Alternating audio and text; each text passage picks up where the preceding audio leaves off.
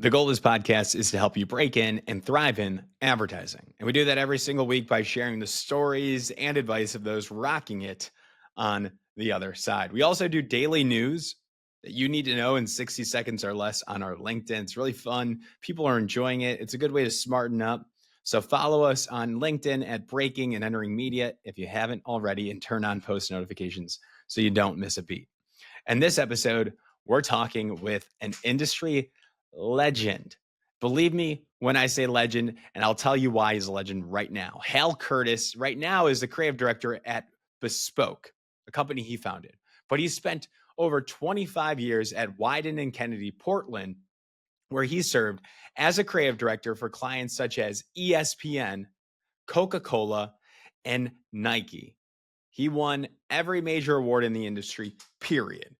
7 Emmy nominations and 3 Emmy wins for Best Commercial of the Year. He's done spots like Freestyle, Hacky Sack, It's Mine, Move, Kid Tiger, The Morning After, and scores of others. In the 50th anniversary issue of Ad Age's Creativity, they named him one of the 50 most influential creatives in the industry.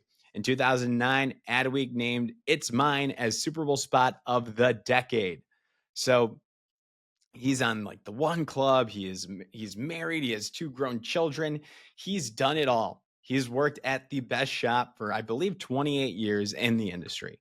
You're going to want to listen to Hal. Take your time with it. He's going to teach you a lot about building a portfolio, what he looks for, his time in the industry, what he loves about the advertising today, what he misses about yesterday, all of it to come here. I hope you enjoy. Now on with the show. This is the Breaking and Entering Advertising Podcast, and as usual, I'm your accomplice, Gino Schellenberger. Kick it, Mikey.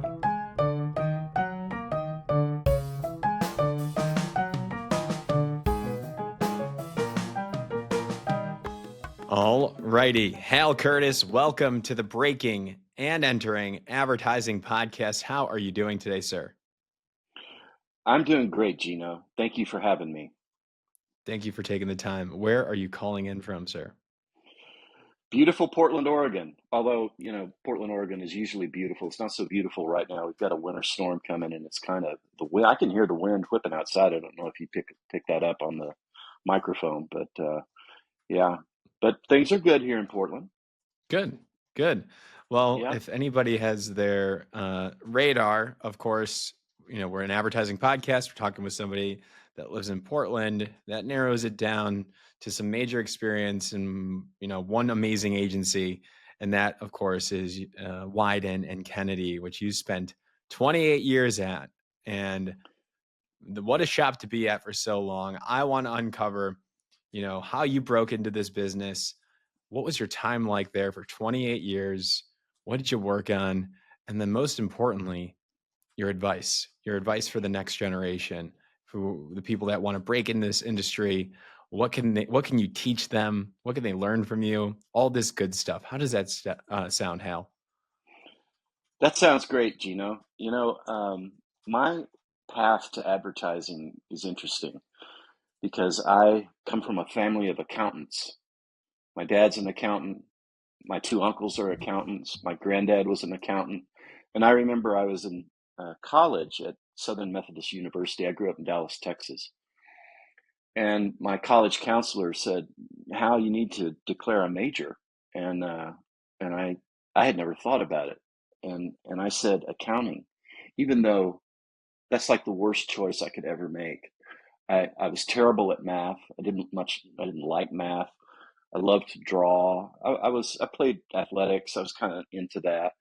So I shifted out of accounting into a marketing degree just so I didn't lose my hours. But I got a degree in marketing having no idea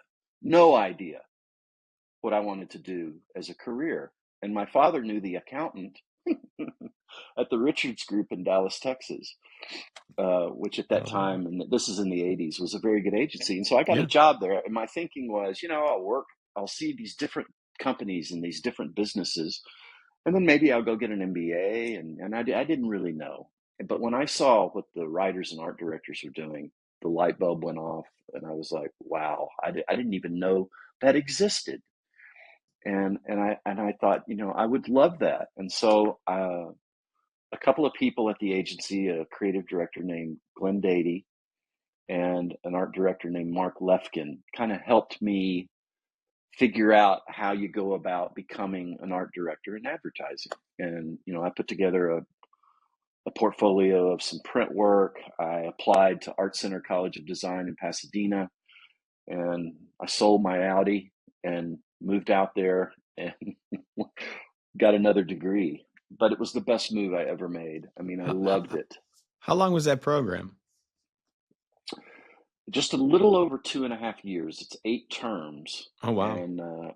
um, and the thing that's really challenging about Art Center, at least Art Center in those days, is we didn't study advertising until into the second year. It is focused on the fundamentals of art, and you study perspective, chroma, value, typography, perspective. Hmm. The fundamentals of the visual grammar of art direction, and then you start thinking about advertising. And so it was very helpful to me when I got into the doing of it to have that foundation. Wow. I like that because then if you think about advertising first, then you might sacrifice some of those principles. And I don't know, we've heard from people saying like study culture and outside of advertising, and then people stumble their way Yeah. into advertising. So that's an interesting approach. I mean, back then, Gino, it was really important because we didn't have the computer, Hmm. and you really needed. I mean, I worked at a drafting table, Hmm. and things that we presented to the client, we drew. So you needed, and when you were building mechanicals for print ads, you needed to understand typography because you were working with it with your hands. You worked with your hands. And so the computer does so much for you nowadays that having that hardcore foundation in art is not as essential, but it certainly doesn't hurt you. Yeah. The more that you understand the fundamentals, uh, the more you can apply that to the things that you do. Because designing a television frame, is uses all of it, and so that's helpful. But after I graduated from Art Center, Desert Storm had just started, and I uh, went up and talked to Dan Wieden, and he said, "Hal, someday we want to hire you, but we can't do it right now. We're at war. We don't have any." And at that time, Wieden+Kennedy was very small, but I knew I wanted to work there. And I worked at an agency in Venice, California for a while. I worked at a couple of agencies in New England for a while, lived in Providence, Rhode Island for a while. And then I How's finally got my Providence? I loved Providence. I absolutely loved it. I worked at a little print boutique called Pagano Shank and Kay, and did some really nice print work. And a creative director at Wyden named Larry Fry and a guy named Jerry Cronin hired me to come and work on ESPN. And this is Sports Center days, and Yeah. Yeah. started on that, and then moved to Nike. Um, I can tell you a quick story about how I got on Nike. I mean, Wieden+Kennedy lost half of Nike in the mid '90s. Not a lot of folks remember that, Who they lose it but to? Goodby Silverstein, Yeah. Yeah, and that's a shop that would do that. I mean, it's a yeah, great shop too. Yeah. it- Dan and David had kind of stepped out of being the everyday creative directors on the account, and they didn't name someone to replace them. So you had all these really talented, ambitious, driven young people all Yeah. kind of competing for the same piece of pie. Mhm. And Nike was growing like crazy. The agency was growing like crazy. Dan was opening offices all over the world and was focused on that. And Nike got frustrated, and they looked at the work we were doing on ESPN, and they felt like it was a conflict of interest and that it was better than the work we were doing for Nike. Yeah. And so they sent us a message, and they sent half the account to Goodby, and it was the How good does that stuff. work? Like, which hat? Like, how does it work? Like, different verticals of Nike, like different like Yes, offerings. Like, they're going to take on. they Can you give gave us they some? gave them apparel, which was a big growth category. They gave Mhm. them a division called ACG, which was their kind of alternate sport, outdoor sports, which was growing at that time. They gave them women's. Um, uh, the only thing that, and they gave them running, the soul of the brand. The only Oh things we my kept were goodness. were core sports. We kept football, basketball, baseball. Yeah, yeah. But Um, what? How did you uh, guys react when you got that note? And well, Dan did the right thing. He moved ESPN to the New York office, so he got it out of Portland, mhm. which made Nike happy, and he put all the talent on ESPN onto Nike, and that's when I became a creative director on Nike. Oh, And so he shuffled stuff around. There was a lack mm-hmm, of leadership, but as mm-hmm, he was focused on growing the operation yeah, internationally, wherever, opening new shops, slightly neglected. Is that fair to say? Some of the Nike that work, yeah, I think so. and that's And fair. I mean, that's yeah, a fair problem. Like if you're growing a plus lot, yeah. it's interesting because all the great work that built Nike and that built the agency, Spike and Mike, Bo knows, If You Let Me Play, um, that work had been done, and the work that the agency was doing on Nike felt derivative of that, and it really hadn't found a new voice, and it was starting to, and yet here comes ESPN, very lo-fi and deconstructed, It's so fun. and it felt much fresher, Yeah. and so Nike was like, and actually when the ESPN people, and it wasn't all ESPN people, it was a blend, but we shifted gears and we stopped talking to camera. Do you know? Do you know? Do you know? Bono's football. Bono's football. We stopped doing that and we started just doing visual narrative, and we stopped talking about the athlete as a superhero and pulled the athlete down to where the rest of us are and talked about athletics as, if you have a body, you're an athlete, and that informed a lot of that great work in the late '90s and early 2000s. Like freestyle and move and before and what are you getting ready for, and hacky sack with Tiger and that kind of stuff. So and we got it back. We got it back quick. We got it back in about 6 months. Wow. Spots like the morning after, where a guy gets up on New Year's Day when the calendar goes from 1999 to 2000, Y2K, when everybody was thinking the world would freak out. And the world is freaking out, and he just, because he's a runner, that's what he has to do. And that that kind of stuff, but pure visual narrative, no voiceover, no yelling at camera, and it felt very fresh for Nike, and until it wasn't, which is the way it goes, Gino, in advertising. But hey, we're supposed to be talking about young people and getting. I'm talking about stuff that's ancient history, Oh no, I and mean, I always say the first part of breaking into advertising of three parts is to nerd up.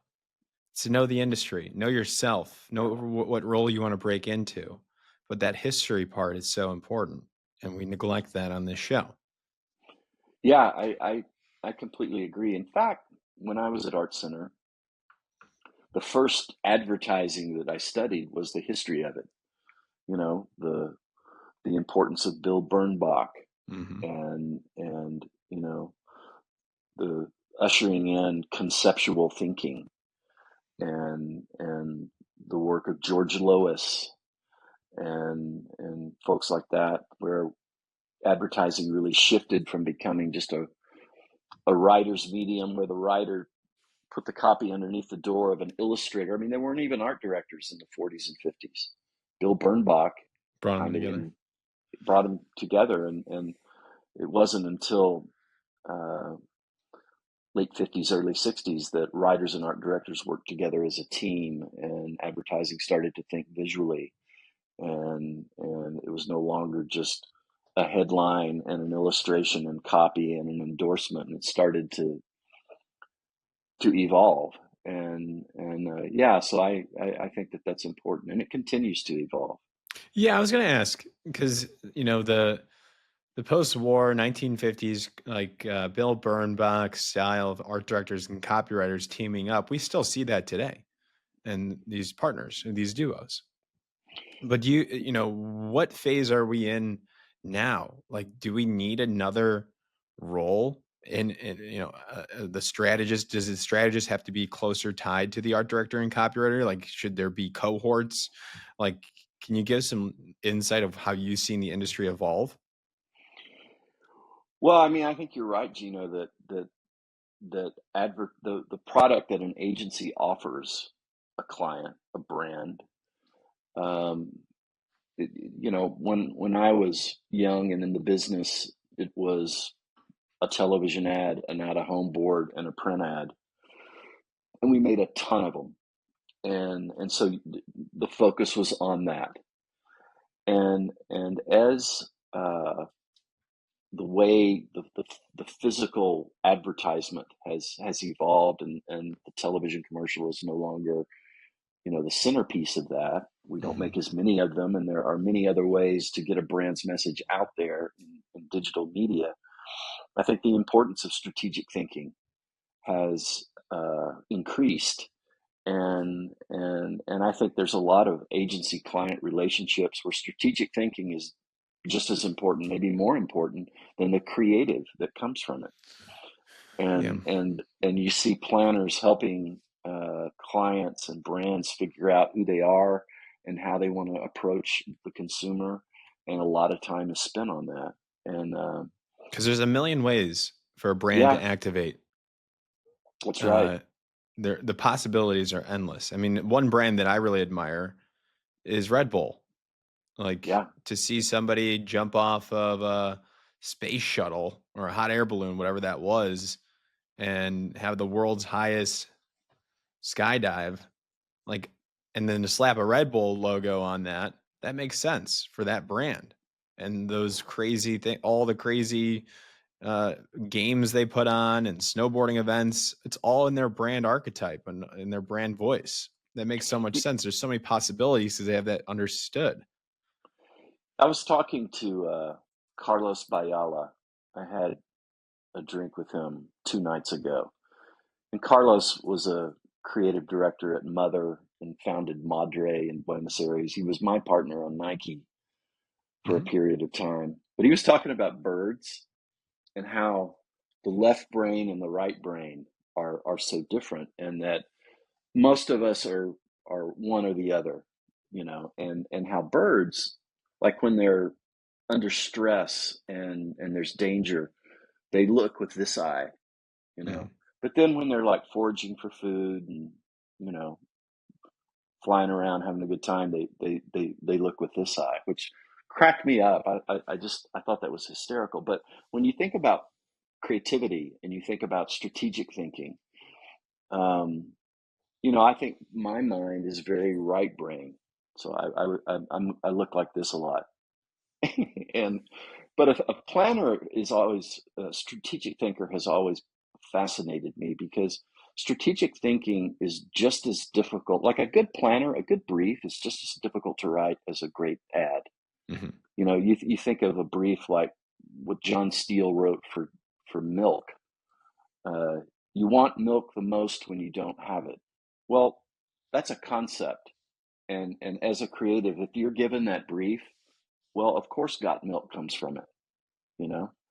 And so, I mean, I remember working with a guy who was a writer in my group named Nathan Goldberg. And one day he came to me and he's just like, Hal, I think I kind of want to be a planner. He goes, I just really like it. And I mean, I like copywriting, but what really fascinates me is what should you say about this product? You've got this client, you've got this brand, it has a history, it's thought of in a certain way by consumers. Okay, now what are you going to do? He goes, that fascinates me.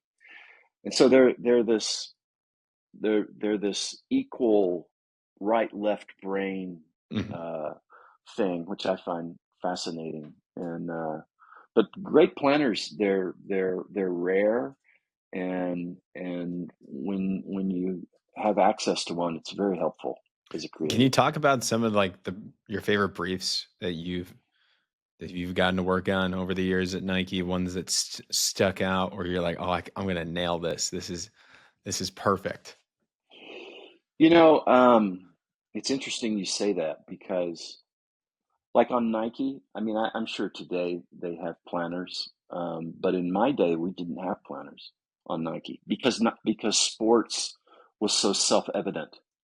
You know, planning was something that began in England, Hmm. and you know, they called it the consumer ombudsman, and it was because you're an agency of white men, and this is in the 50s, and you are asked to do advertising for antiperspirant for women, and it's like I have no idea what to say, and so the idea of a planner who could go and do research and come and tell the writer, okay, here's what they value in an antiperspirant, or here's what they want, or here's what bothers them about it. Here's what and so okay, now I can talk about it. So that's the genesis of it.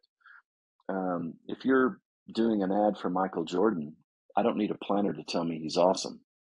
You know, so I spent a big chunk of my career never interacting with planners, but I recognized brands in advertising that they are essential. Hmm. And the got milk example is a great example. When I was the creative director on Coca-Cola after Nike for a period of time, and that was where I saw strategic thinking make a big impact, because Coke was kind of floundering in the late 2000s, and they had this campaign that was real, and they'd show these kids with Cokes and salads on the table, healthy food, and they just looked super fake, and the headline was real Coca-Cola, and and they came to us, and we're like, that's not helping you. And what you need to do is get, because you would do research, talk to people about Coca-Cola, and it's like, hey, do you like Coca-Cola? They're like, I love Coca-Cola. Because my favorite T-shirt is a Coca-Cola T-shirt. I love the brand. When's the last time you had one? Uh, well, I had one, I don't know, last year maybe. Like they love the brand, but they weren't drinking it. And so our point of view, our strategic point of view, was, look, you need to stop telling them you're something that you're not, and just remind people of why they love you in the first place. Coke tastes great, makes you happy. You have it. It makes happy occasions even happier. It's great at a movie. It's great at a ball game. It's great with a backyard barbecue. End of Hmm. story. And so that helped us, and we just simplified the message. The agency has done that a lot over the years, where we have taken a brand like Old Spice and and just gotten back to its core values. And so many advertisers make the mistake of saying in their advertising what they really hoped you would think about them, even though that's not what anyone thinks about them. And so finding that truth in advertising, and saying that in a compelling way, is interesting. I mean, I think one of the great examples on Old Spice. Old Spice was seen by young people as, well, that's my granddad's aftershave. I'm not gonna have that. And and then we put on the packaging, um, if your grandfather hadn't used Old Spice, you wouldn't be here. There you go. And just little things like that make you kind of go, oh, what, you're right. And And that point of view, but you're not changing what it is. You're just pointing out a truth in that a young person can hear and maybe reassess you. So that whole strategic area, I think, is fascinating, and I think it's never been more important than it is right now in today's advertising. Yeah, with so many decisions and moving targets, like who you're talking to, and there is really no. I mean, we struggle. Like we were having this conversation about the Super Bowl and the Super Bowl ads this year. The lack of a monolith culture where everybody has their own niche and algorithms tailored to their own content, their own liking. It's hard to get a mass appeal across Oh multiple yeah. generations. And of the few that did that very well this year was Nike and their spot. So that's where strategy and finding out who you're talking to, what do they want to hear, what are they going on with those tension points is so important, especially today. Yeah, the difference between a mass media analog world and a digital media information world is acute. And I mean, I can remember, Gino, when I would do a Nike commercial, literally the next day, everyone in the country had seen it. Everyone, and you knew immediately if it had had an effect, or not. But getting people to see your work uh, was easy, and it's not now.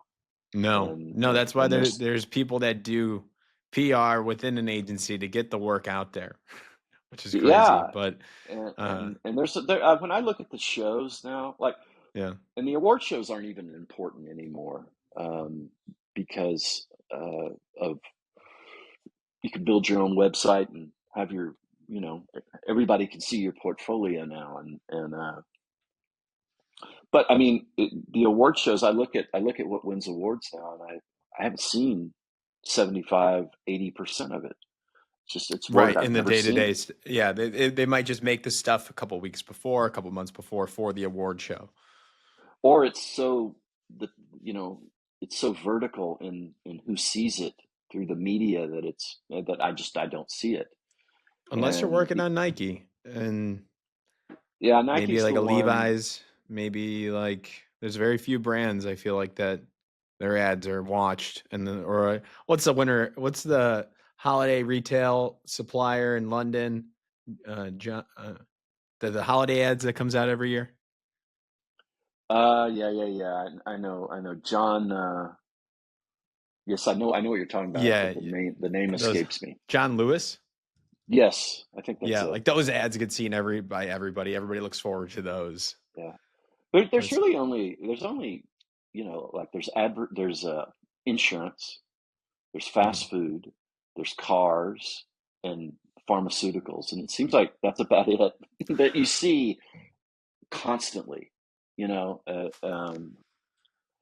there's so many advertise. Even Nike doesn't do. When I was the creative director on Nike for North America, and I was the creative director on it for about 12 years.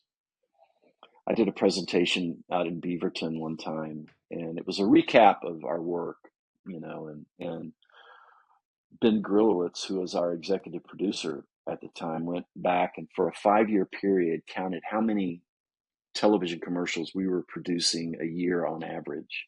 And it would vary, if it was a World Cup year, we'd have some more. If it was an Olympic year, but we averaged about 250 commercials produced a year out of the Portland office.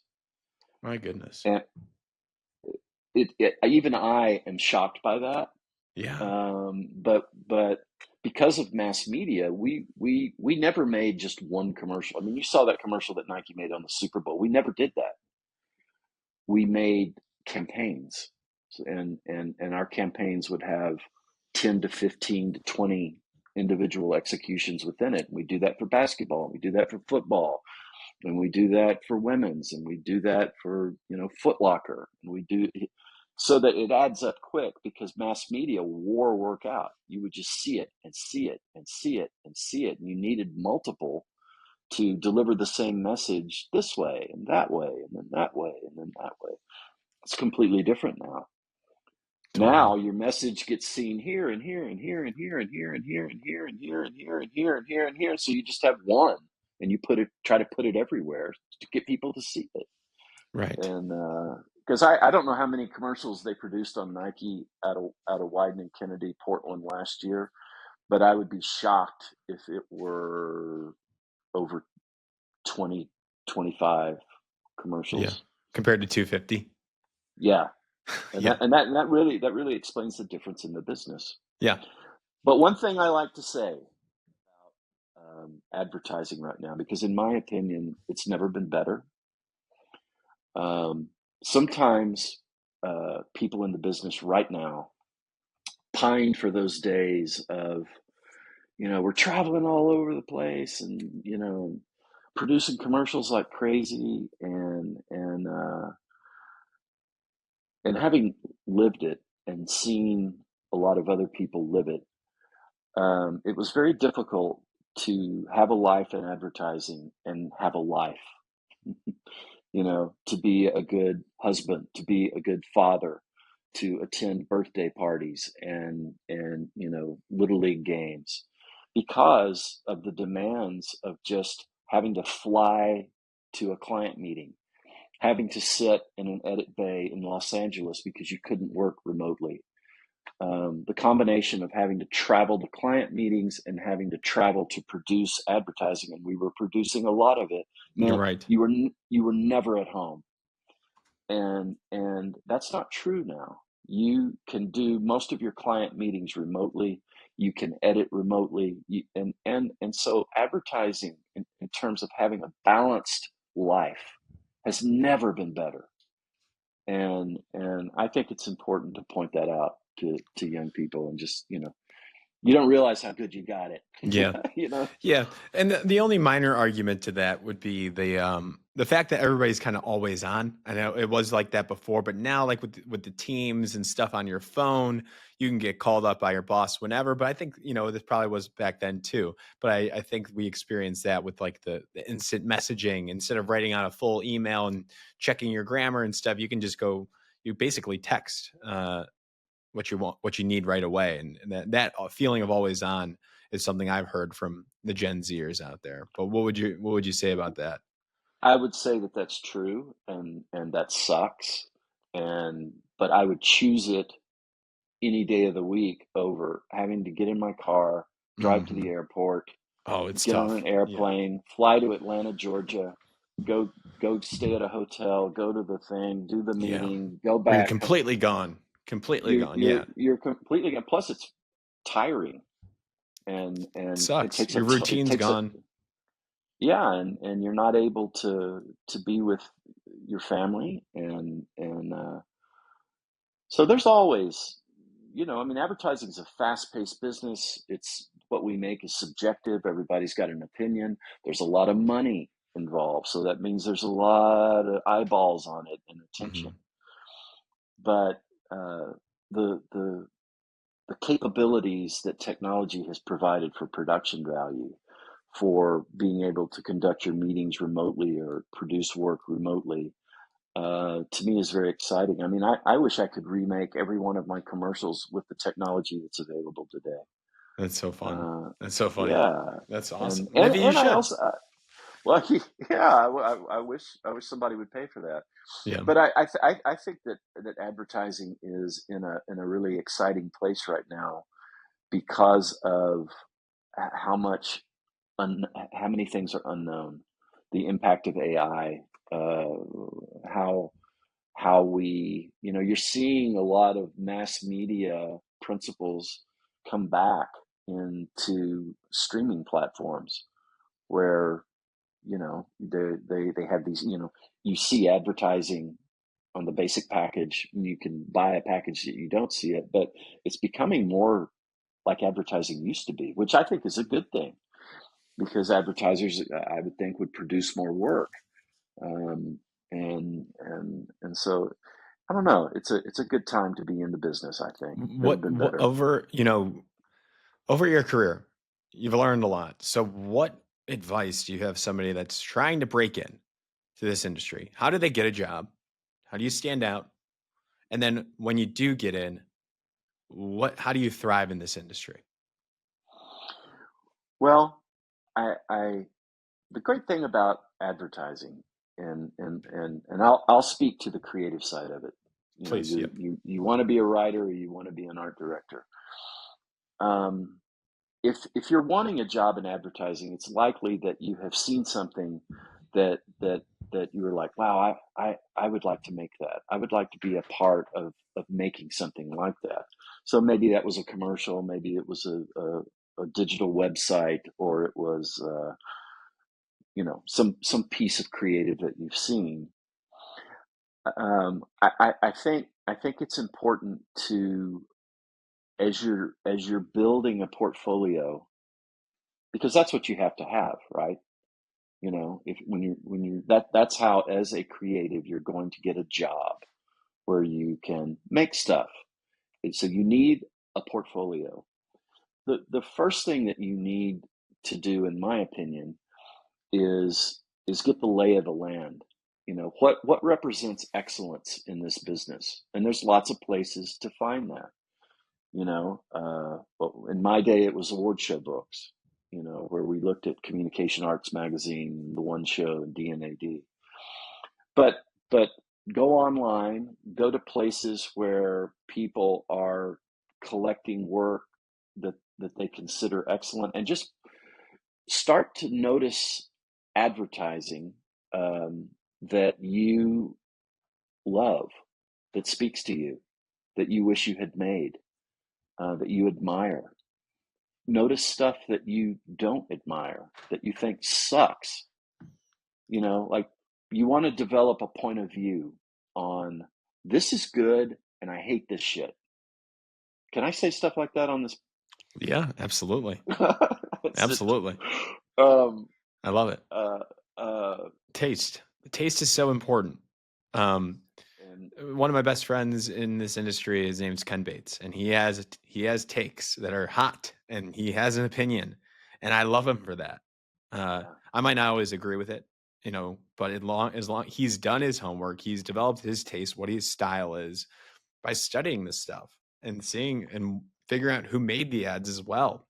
And then you can tailor it. You can make your portfolio, and you can kind of tailor it to what the style that you want to make, and then match it to somebody that's out there that might be Hal, that might be, I don't know, a creative director at Goodby or any of these shops. You can figure out who would like your style and network appropriately. yeah, So absolutely. that's the nerding up part. That you described it perfectly, which is probably why you're the host of a podcast that talks about it, because you understand. Because that's exactly right. You know, uh, uh, I in my work, and especially when I was young, I knew the work I loved, and I knew the work I fucking hated, Yeah, and which was about 98% of advertising. yeah. And I knew the people that were doing the work I loved, and I knew the agencies that were doing the work I loved. One thing that's very helpful to do when you're building a portfolio is build a portfolio of work that's not yours, but it is work that you wish was. Oh, that's so smart, Hal. I don't think I've ever heard that. That is the That best. I and That's incredible. Like, I have done this for 5 years every single week, and I don't think I've heard that. That is awesome.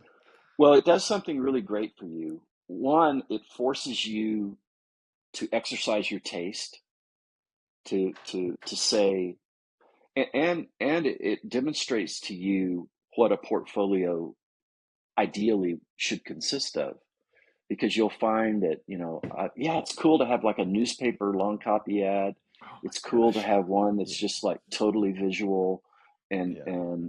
and so you kind of practice building a portfolio, and you learn what work you love, who did it, and how to build a portfolio. And then you go and you try to fill those blanks, check those boxes. Okay, Right. I'm going to think of a great headline and long copy, and I'm going to do it for, and you choose, and you just start to concept, give yourself little assignments.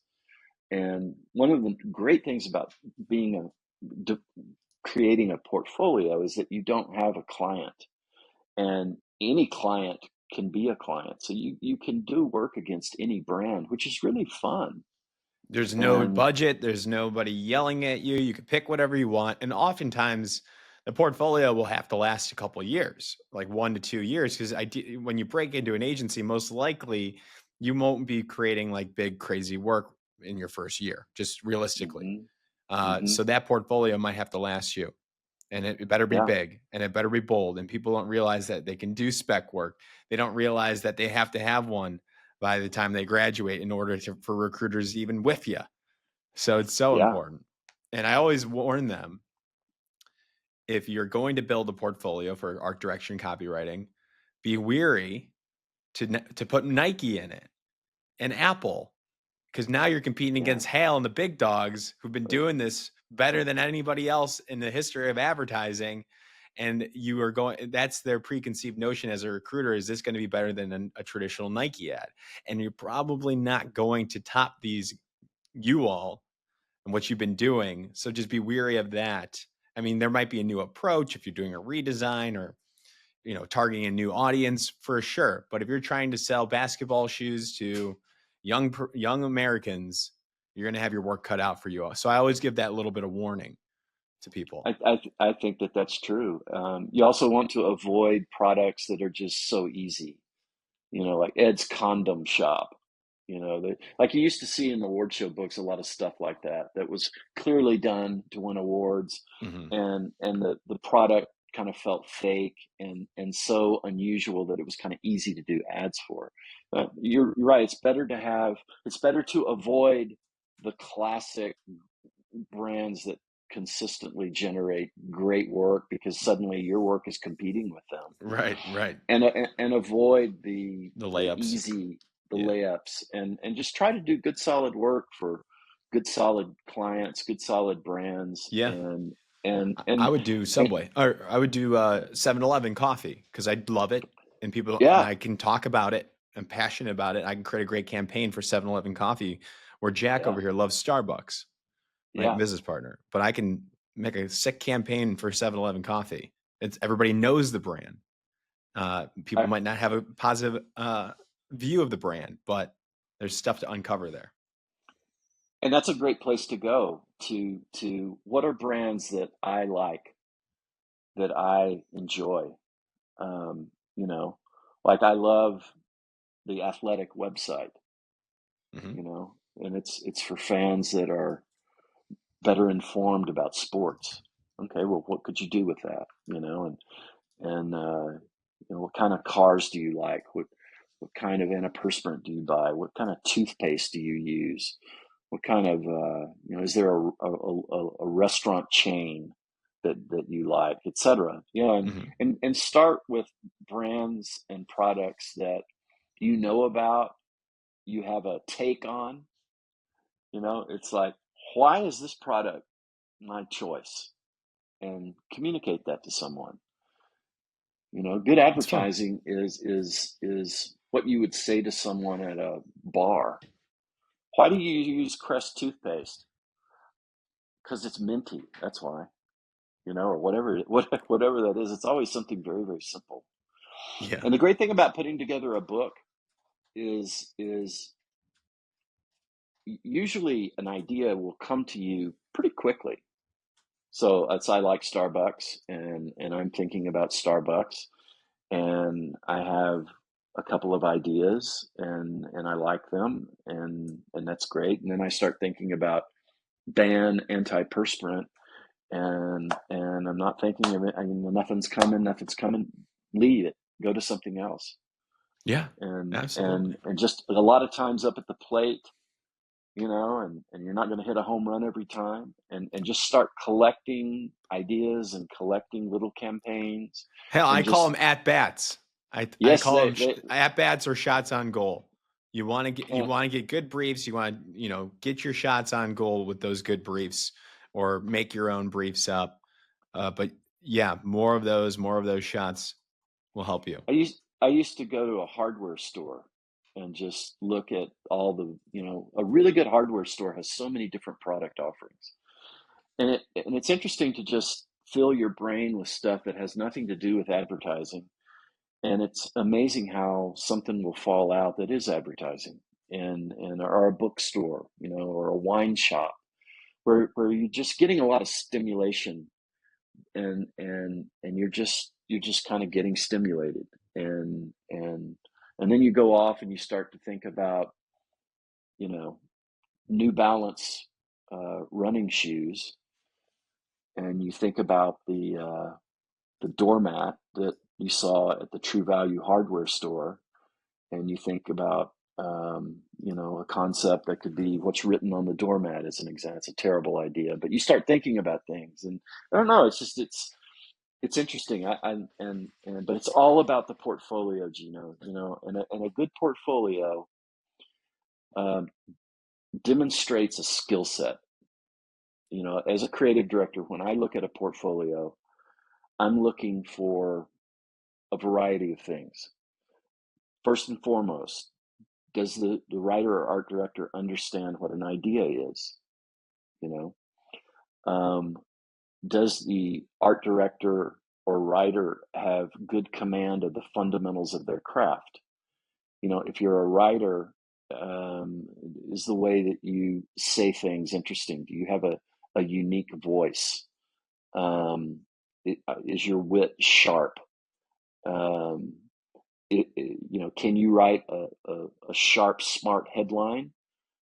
Can you handle dialogue? Can you be funny? What's your voice?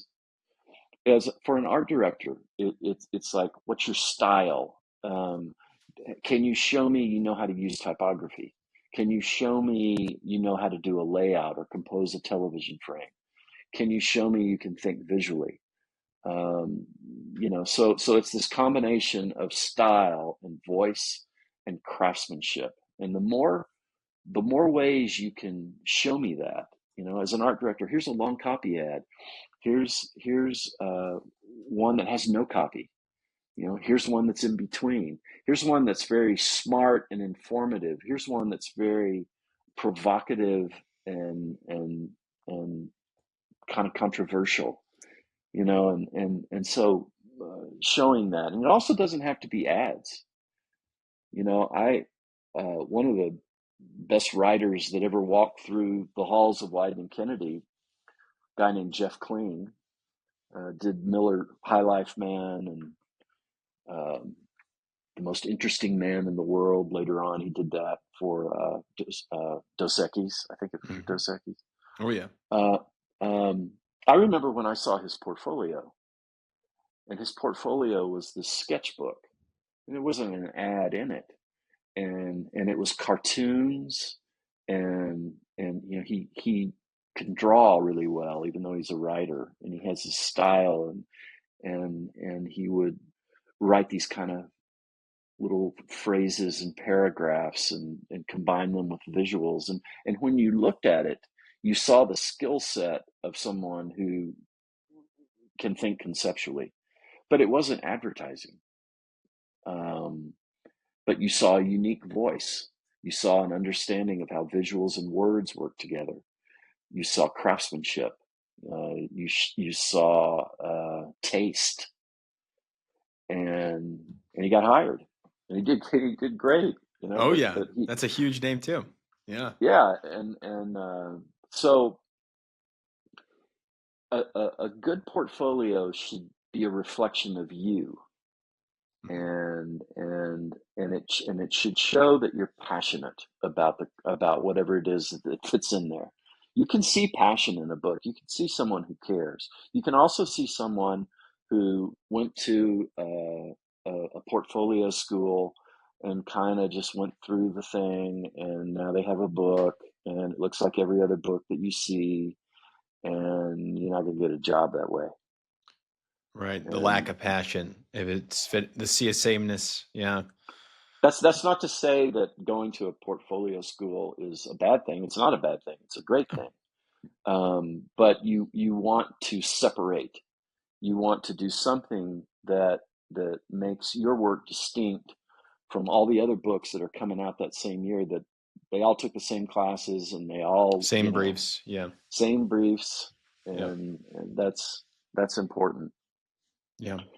I mean, Yeah. I love it. I used to look, Gino, when I was hiring, um, like I hired a copywriter named Becca Wadlinger who did some great work for me at Wieden, for Coke and some other accounts, and now she's a creative director at YouTube. Um, she was a poet. She had never done advertising, but she had examples in her work that you could see, if I pointed that at advertising, that would be really interesting, What and what so br- some. what brand was that for? That you saw her potential for? She did several Super Bowl spots for Coca-Cola. Nice. She was really good with like manifesto-y I, type I was just things. about to say, was it manifestos? Because like the long form, like the Yeah, brand voice she there is poetry. there Most manifestos are like poetry. yeah, and she was a master at that, and still is. And she did other stuff too, but to come at advertising not from advertising sometimes is an advantage. And so if you're wanting to get into the business, um, there's a lot of avenues to get into the business, and you don't have to go to a big expensive portfolio school to put together a great portfolio. You absolutely do not. Everything that you need to know is available to be learned online, and if you want to know about it, if you want to learn it, it's there, and go for it. That's like why we exist, really. One of my key things is those that know that they want to break into advertising, they can come to us. All of our resources, everything we've built is to help them, break in without a portfolio school if they really want to work for it. It might take a little longer, but it's there. If you're disciplined, you love this stuff, you find a right creative partner because you don't have to do it alone. If you're a copywriter, No. pair up with an art director Yeah. and Yeah. work on it together. But those things, they take a little time and they don't realize until it's too late, and then they have to go to school or they have to break in as an account manager and then try to prove 3-4 years later that they're actually really secretly really good art directors, and then they have to like do that dance internally of an agency, which I've heard a million stories like that too, which is fine, The but it the takes the longer. thing the thing about the creative side of it, of writing and art direction, is there's a you can go to school and be taught and all of that, but really what makes you terrific at it is something that I think you're just born with. You have a talent for it. Your brain works you think conceptually. The way you write things, it's kind of funny. It's kind of how you talk, or you have the ability to draw, or you love typography and graphic design and how things go together. You're a maker, Hmm. and you kind of have that sense, and it's something you're born with. It's like having an ear for music. It's like having uh, be good at athletics.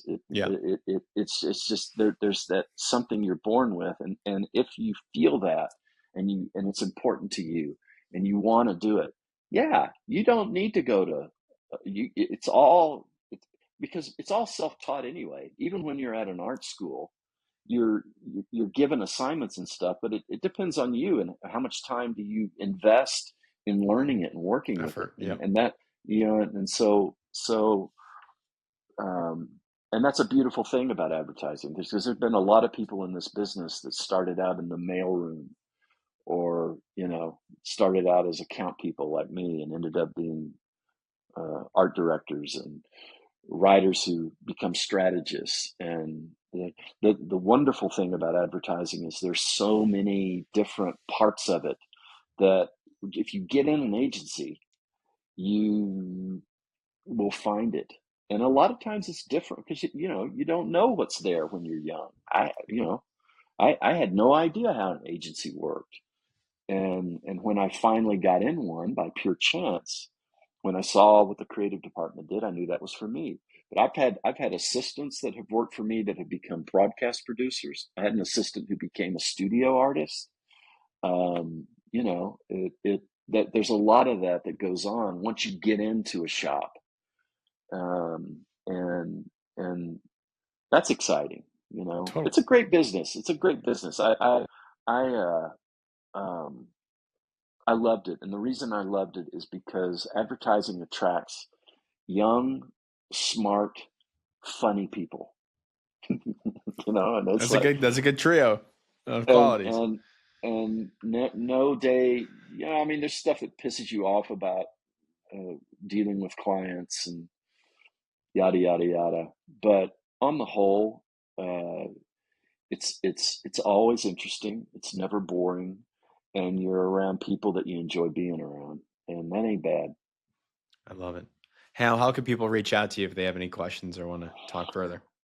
Um, Go to my website, bespokepdx.com, and you can look at some of my work. And there's an email address there that you could. I'm also on LinkedIn, I think. That's about Yeah. it. I don't have a big social media presence. I'm Well, old, okay? hey, we appreciate an email. Everybody knows how to use an email, so that works perfectly. Thank you so much for taking the time, Hal. All you've done for the industry, my goodness, like people have their homework cut out for them to watch all your ads, check out your work, and just realize how great you are. So I'm pumped for them to discover more and start their journey. So have a good rest of Thank your you. day, and let's stay in touch. Great. Thank you, Gino. I enjoyed it. Thanks for having me. Of course. Thank you.